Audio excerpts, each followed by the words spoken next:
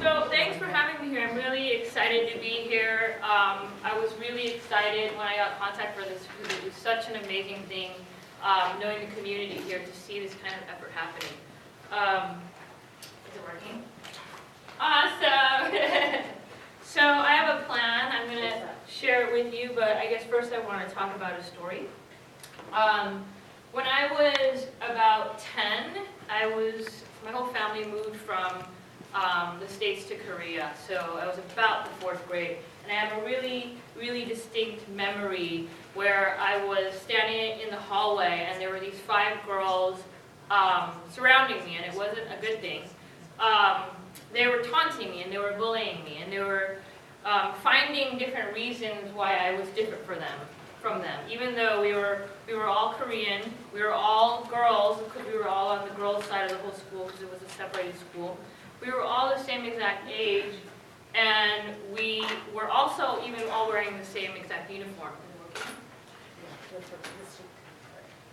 Here's my awesome name of my awesome plan.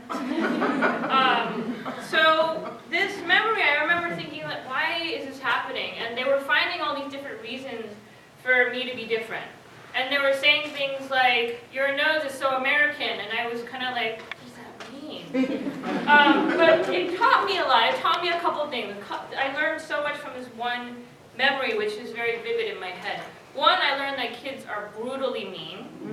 And even when it turns about 2:30 during the day in Brooklyn, I kind of go back home because I know they're all coming out of school. The second thing is, it's true. Things are brutal around 2:30.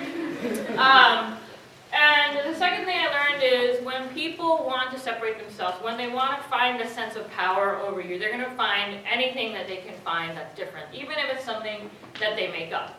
So in this case, it was that I looked American, whatever that means, even though we know that isn't the case. And I'm sure now that I'm here, no one would tell me, oh my God, your nose looks so American. So this kind of thing happened to me, and I'm sure many of you throughout your life, whether it was I was a tomboy, I like girls, I'm Asian, just so many different things that happened throughout life where people I saw were trying to separate me because of one thing or another. And I learned that people really try to take power from you by benefiting at your expense when they can, by finding that difference in you. And sometimes, as I said, a lot of the time it's something that they make up, or it's something that's made up by constructs. So it wasn't until I went back to the States for college that I was really able to apply all this knowledge to my life and do something good with it.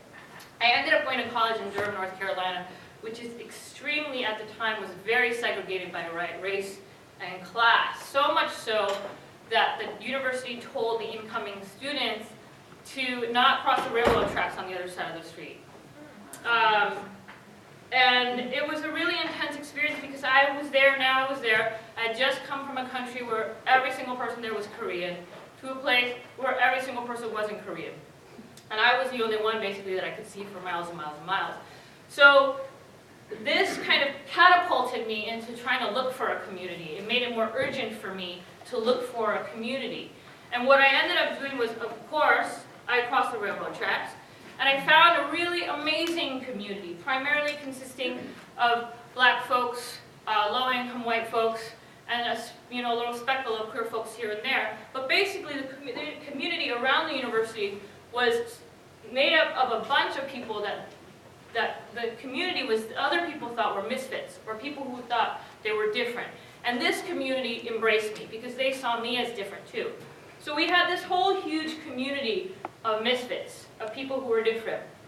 And I started becoming radicalized in this community because I saw that people were embracing me because I was different this time. They weren't cornering me against the wall this time because they were trying to find differences, but it was something that was making us stronger.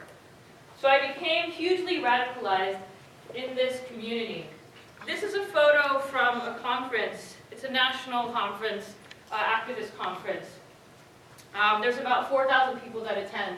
And on top you can see there's about 300 young people.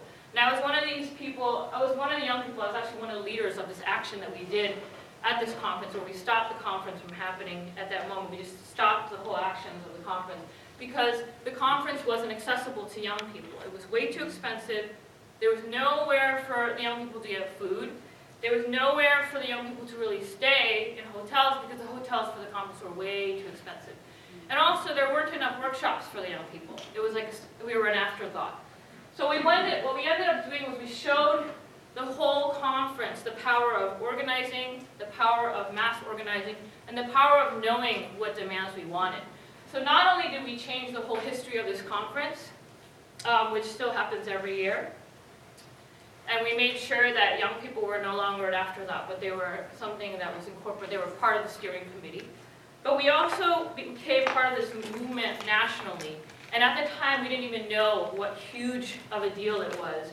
But even to this day, 15 years later, the people who were in that action, I still talk to them. We still talk because we became a really tight community. We talk about how that moment in the organizing community of the queer youth movement was so important. So what we ended up doing was we ended up making our own community of people. And one of the essential things of this community was we gave workshops to each other. And there were so many of us. There were queer young people, there were people of color, there were trans folks, there were people from low-income communities. So it never once occurred to us to only do one issue. It was always the case that we were doing multiple issues all at the same time. And this was, I think, one of the most important things about that time in history was it was always about multi-issue organizing. And that's the thing about racism, sexism, classism, heterosexism, about ageism, all the different oppressions. The way that these oppressions work together is they work by default. In other words, we can do nothing, and this well-oiled machine will just keep on going. It's going to keep on going even without our help. So the thing we need to do is we need to figure out how to stop this machine. So the proposals that I have to stop this machine is my truly awesome plan to change the world, as I said before. But before I talk about that, I kind of want to address what I was saying before about the machine. So this is an article from The Onion, the satire journal. This article is actually from 15 years ago, and I kept it for 15 years because it's so relevant. It's been relevant forever. All you have to do is read the title, Anti-Racism Laws Mutate Racism into Newer, Stronger Form. And that's actually what we're talking about here, what I'm trying to say, is the machine keeps on going no matter or not, whether or not we're working on it. So that's something that you kind of have to keep in mind. When I was living in North Carolina, I had an older white man who was my neighbor. He drove around a pickup truck. He had like a gun rack in his truck, and he would come over to our house. He was our neighbor. He would give us moonshine sometimes that he had made in his bathtub. And anytime anything happened in Asia, so in his idea of whatever Asia was, so South Asia, Japan, Singapore, the Philippines, whenever anything happened in Asia, anywhere in Asia in the news, he would come up and say, "Are your parents okay?" And in a way, I always smiled and laughed because it was very kind of him to ask me that, but at the same time, even though he was being racist, it was just in-your-face racist. So that was a little refreshing. I was like, oh, okay, at least that's not something he's trying to hide. Because the way racism and oppression works now is it walks around in the right language, it walks around in the right code, and you sometimes almost have to do a double take. So you could be walking down the street and somebody say something and you kind of go, okay. And then they're gone and then you're over here, and then you're finally like, hey, wait a minute, I think that was racist. That's how sophisticated racism has become. It's so sophisticated that we might not even know it's happening. But that can sometimes hurt us even more. At least with my neighbor, I was like, okay, that was racist, but he's trying to be sweet, but I can at least name it. Whereas the other cases where you're walking down the street and you're already gone and you realize it later, it's already, that moment has already passed. So we kind of have to realize how smart this machine is. So how do we deal with this machine that is so incredibly sophisticated and it's getting more and more sophisticated? And my proposal is that we quit. Being professionally oppressed, which I think is what we've become. I feel like we've become champions of being oppressed for some reason. And we're so good at it, in fact, that we can see a headline and we already know what's happened to the young black boy. We already know what's happened to the woman of color. We already know what's happened to the trans woman of color. We already know what's happened to the homeless man.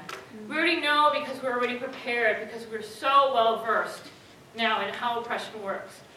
We're so well versed that when we walk past policemen, sometimes we take our hands up because we want them to know that we have nothing in them.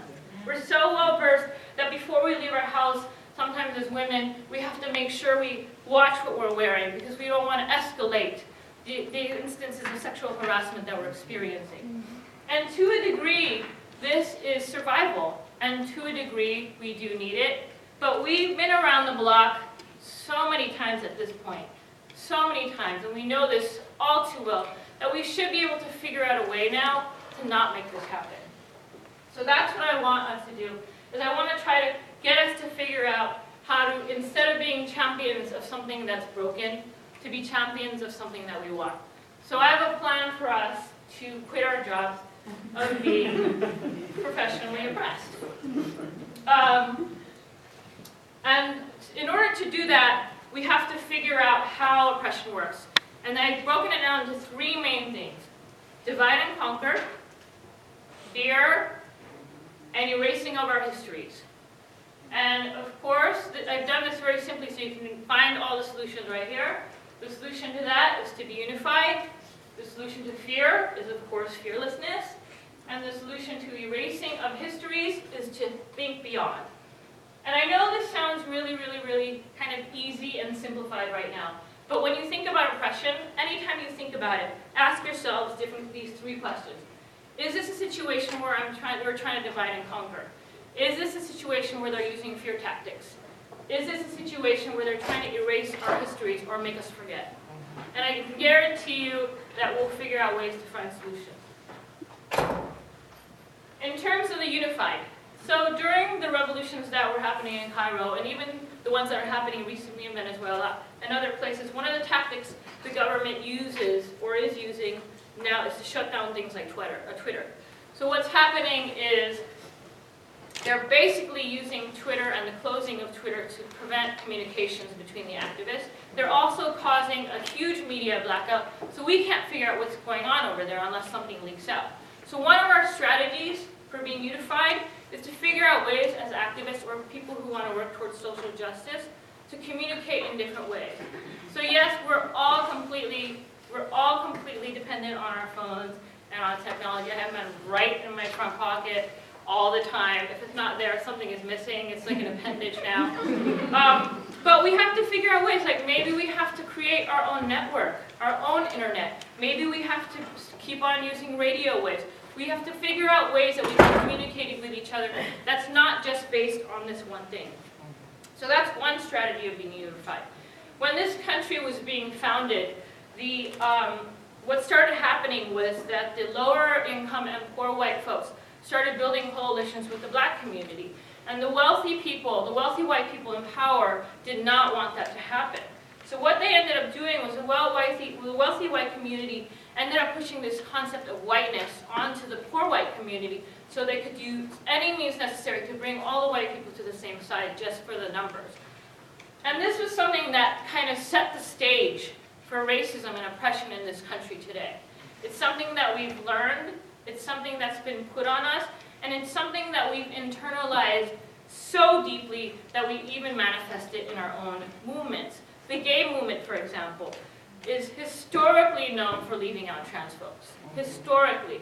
Some of the most racist experiences I've had have been from within the gay community. Some of the most homophobic experiences I've had have been even from within my own people of color community. So we have a huge, we have such a long way to go to be unified. So in addition to building different networks of figuring out how we can stay in communication with each other, we also have to figure out ways that we can fight for each other. If my Asian people only fight for other Asian people, then we're leaving a whole bunch of people behind. If queer women only fight for other queer women, then we're leaving a whole other people behind. If we're only fighting for our own, then we're doing exactly to the number what got us here in the first place. We're basically creating this thing that we already have. And that's a scary, scary thought. It's a scary thought to think that if we only fight for our own, we're making what we already made. So this is an image from the late 1960s of the Yellow Peril, which was an Asian American activist group supporting the Black Panthers. This image is powerful. Imagine what it was like to be there in person. We need more of this. I feel like we've lost this sense of building. This wasn't just an alliance, it was a relationship that was historically known. The Black Panthers had relationships with all different groups, the Young Lords, everyone. And I think we're losing this sense of what it means to build between communities.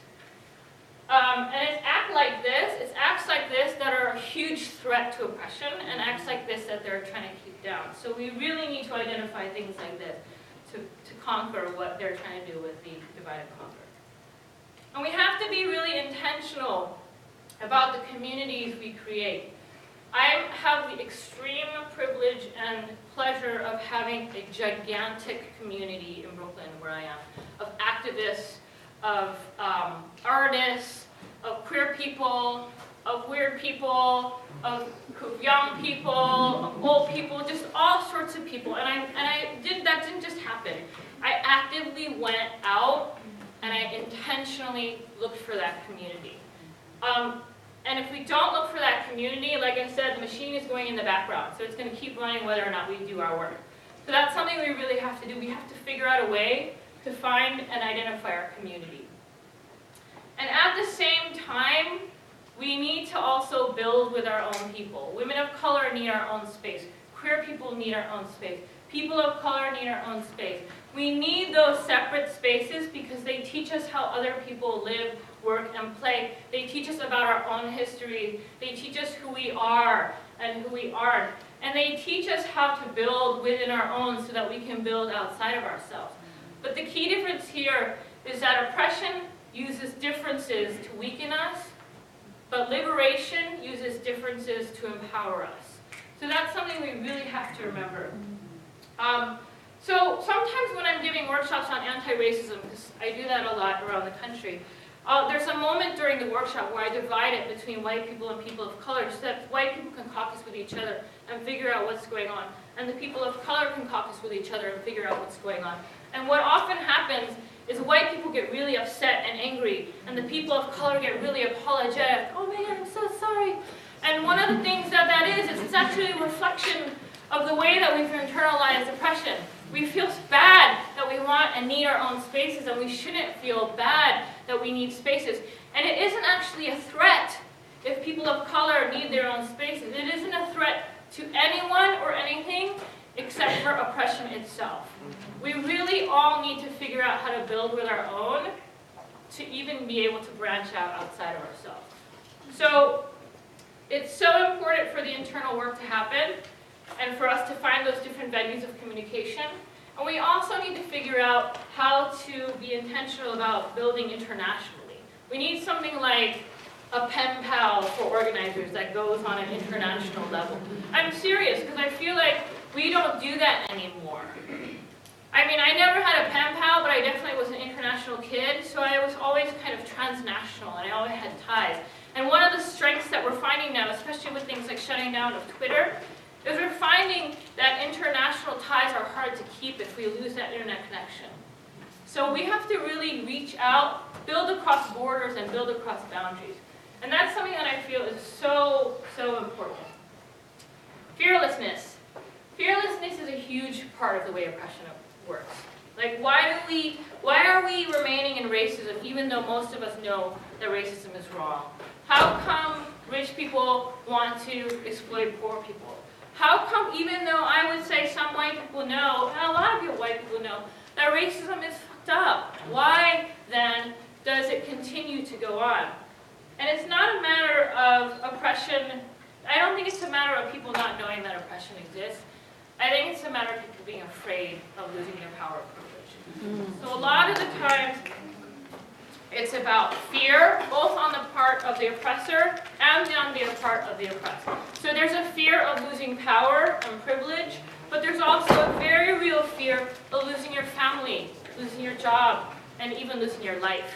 And those are all things that have kept oppression so alive and so ongoing, and they kept the machine so well oiled. And one of the reasons, one of the ways that we can actually get over this fearlessness as a collective is we can step up. We can step up and be powerful allies. We can step up and be powerful leaders. One of the most powerful things that I see is when a documented worker shows up to protest for the undocumented worker.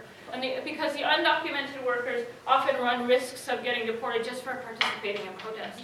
So that's a really strong statement when you show up for a group.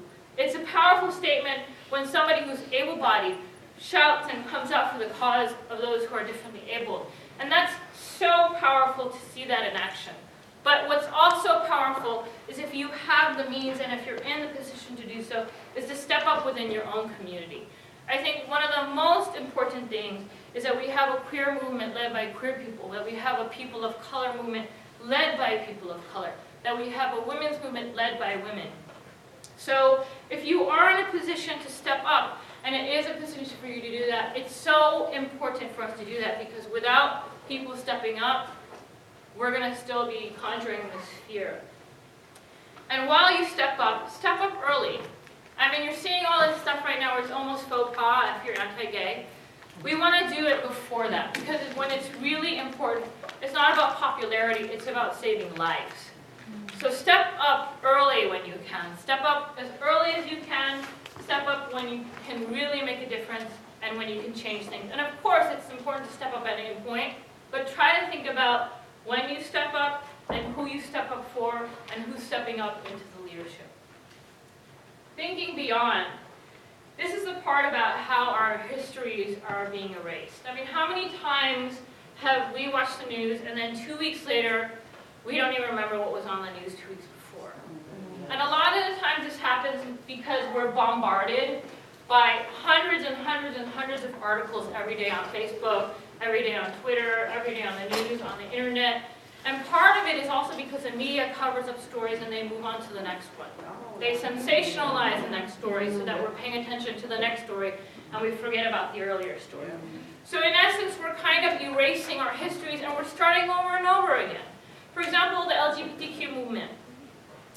In the past 5 years, we've made huge strides. I agree with that. But also at the same time, I feel like we're fighting to assimilate into a group that we were previously trying to challenge. For example, the gay marriage movement. The gay marriage movement, even if gay marriage gets approved everywhere in the country, say this was our goal, and say we get here, we're still leaving out all the people who don't want to get married. What if they still want those rights? So what we're doing is we're fighting like this. Here's our goal, we're coming here, we start all over again. Here's our goal, we're coming here, we start all over again. So what we're doing is we are making ourselves forget our own histories, and we're making ourselves start from the beginning over and over and over again. And oppression and the oppressors depend on this. They depend on our short attention span. They depend on us making more work for ourselves to hold us back. So we really have to be good about when we make a plan. Don't just think, oh yeah, I mean, sure, we're queer people and gay marriage would be great for some people, but wouldn't it be great if we all got that right? If we all had those rights? And that's not a different goal, it's actually a better goal. So I think we really need to remember to think far and wide.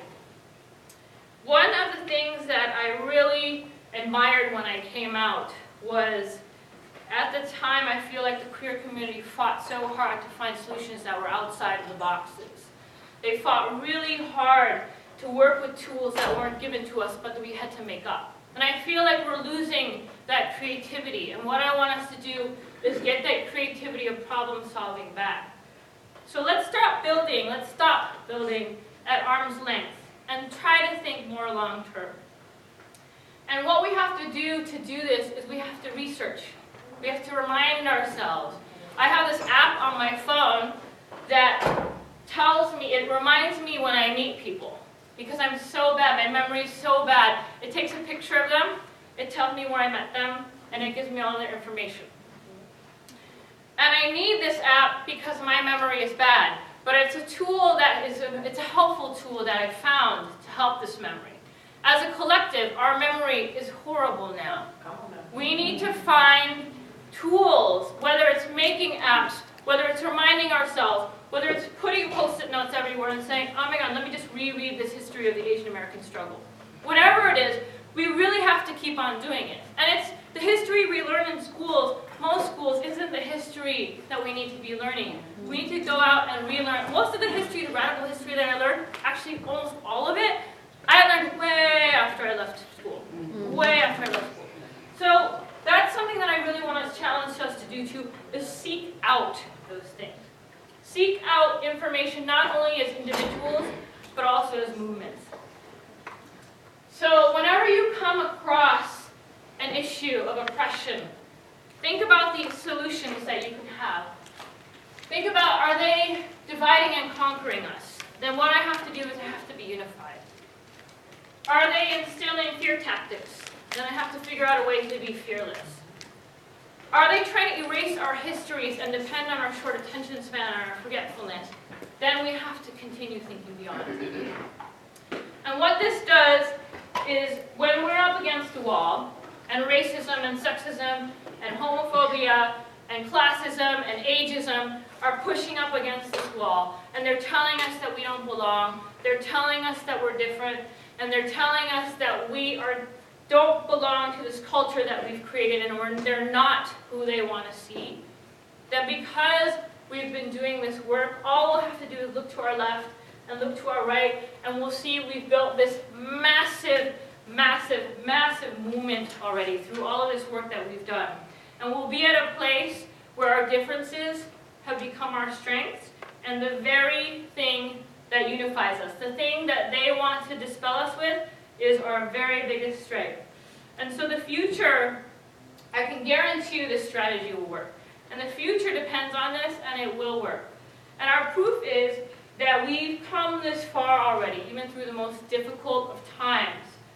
And our greatest success will be if we quit our jobs as being professionally oppressed, and we let them know we are no longer available, because now we're all freedom fighters for each other. Thank you.